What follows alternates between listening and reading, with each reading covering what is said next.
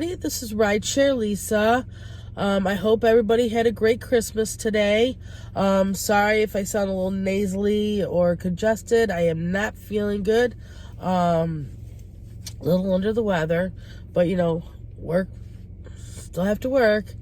But I'm taking a break right now, and I wanted to talk to you about Feed My Starving Children.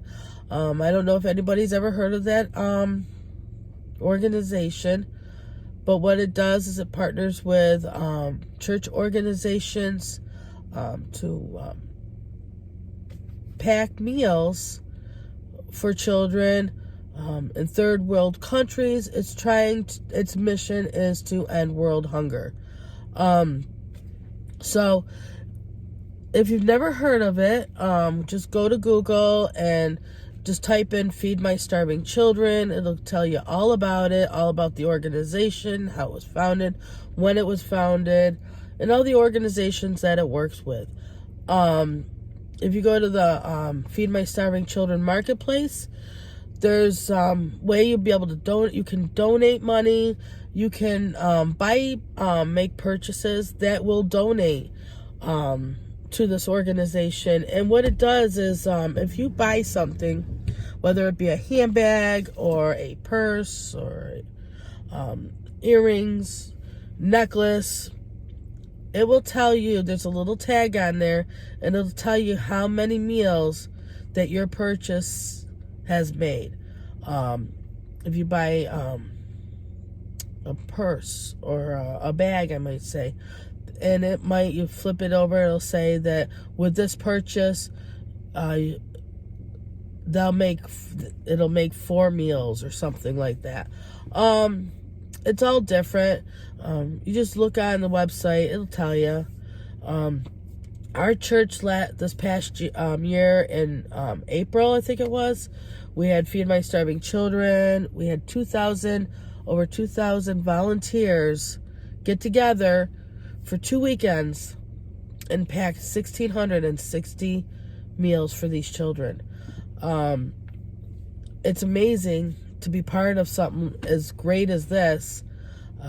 My church last year raised just over $100,000. Now this year's goal for March is $150,000. And with the generosity of people in our church, in our area, we should be able to hit that goal. I'm hoping.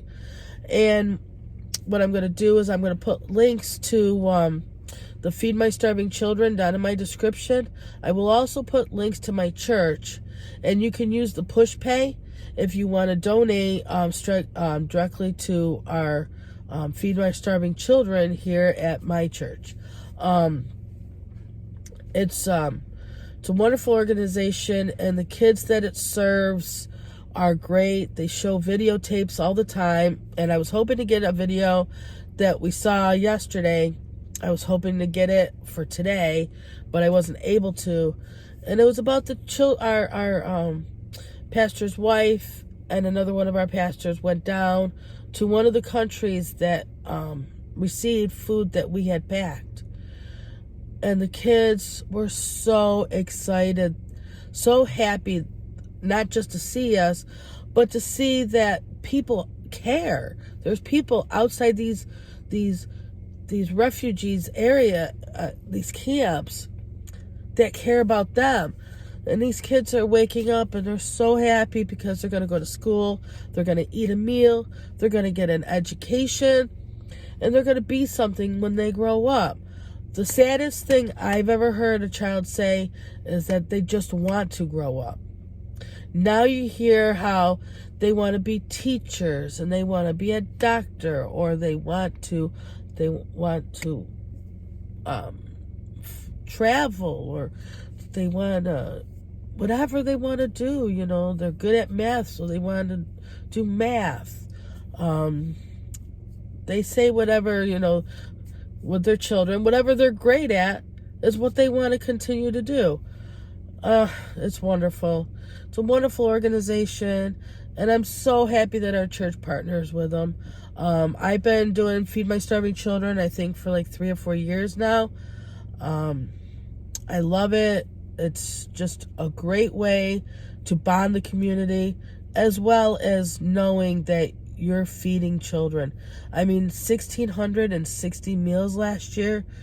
That's amazing. Think about the kids in your school districts or your town.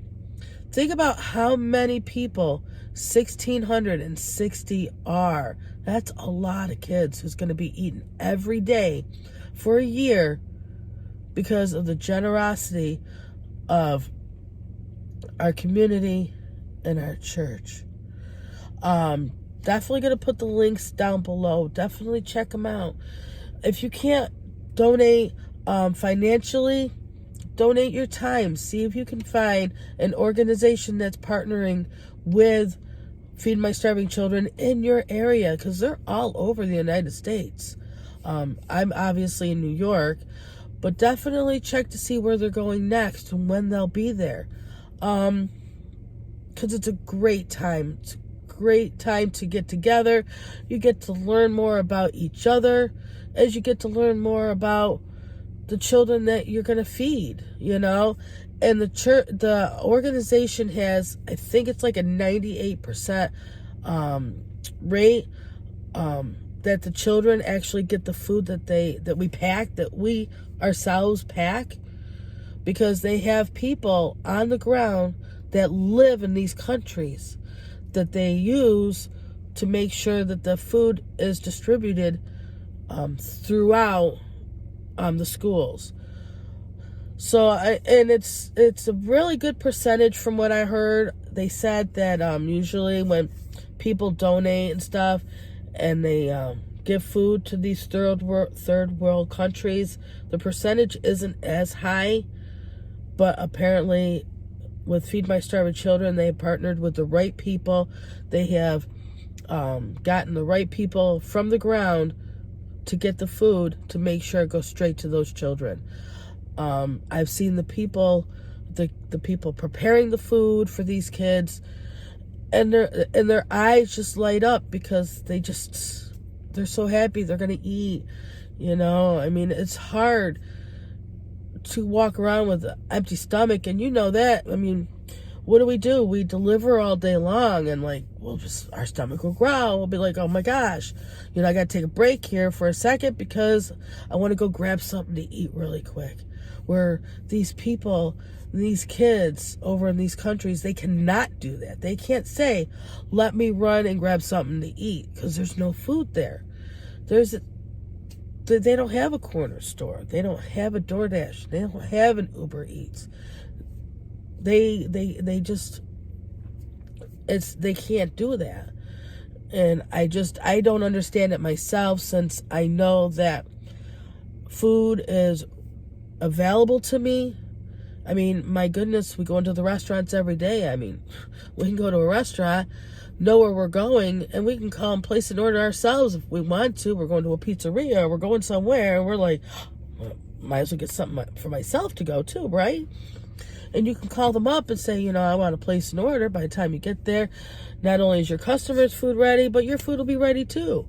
They just don't have that available to them, and it's really sad to see these countries. They showed the videotape with these people just lied out into the streets, and I guess the smell is horrendous, and because of the decay, and it's a horrible sight. It's something that we don't ever see, even in our ghetto areas. Like, people who live below poverty, even in the United States, don't live like these people do, like these kids live. Like, it's hard to imagine, unless your pastor was talking to you about it, who's actually lived there. Where our pastor and his wife were missionaries, and they literally lived in Guatemala. They literally lived in these countries that they're serving, that they're giving this food out tour. That's why it's so important to them, because they know what it's like. I don't know what it's like. You might not know what it's like. I raised 2 boys myself. one of my boys happens to go to the same church as I do and partners with them. And every year he's here doing Feed My Starving Children. You know, so what a good kid. My other one, when he was here in New York, he also did. So it's fun. If you can find an organization in your area to do it, it's worth it, and it makes you feel better. Makes you feel like I did something. I did something to help somebody else, you know? And they'll show you pictures and they'll show you videos of the people you helped. So you'll be able to see that. You'll be like, that child's eating because of me. What if I didn't go and help them? Would that child be eating? Who knows? You know? Because it takes every volunteer they need to do what they do. I mean, our church has 5 locations. So we were lucky. We had over 2,000 volunteers help. 2,000 people said, you know what? I'm giving up my weekend. You know why? Because those kids need us. I don't really need to do that. I can do that another day. This is more important. As the time comes up, closer and closer, I probably will have some videos, something so people can see what it's actually like.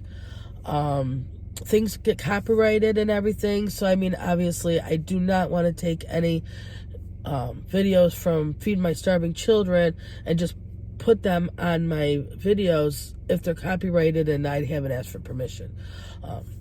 So that's why I'm trying to see what I can get from my church or from my own videos that I've taken. I haven't copyrighted anything to put up there. When it gets closer to the time, I'll be able to show you the trucks that will come and bring the food and how we put it together. It's an amazing process. It's an amazing process. It's a process that will stay with you forever. And I'm not kidding. It does stay with you forever. It's just great. It's worth doing, worth volunteering. If you can't donate any money, if you can donate a couple dollars, that would be great. I'm going to put the links below. But our church is going to be under there.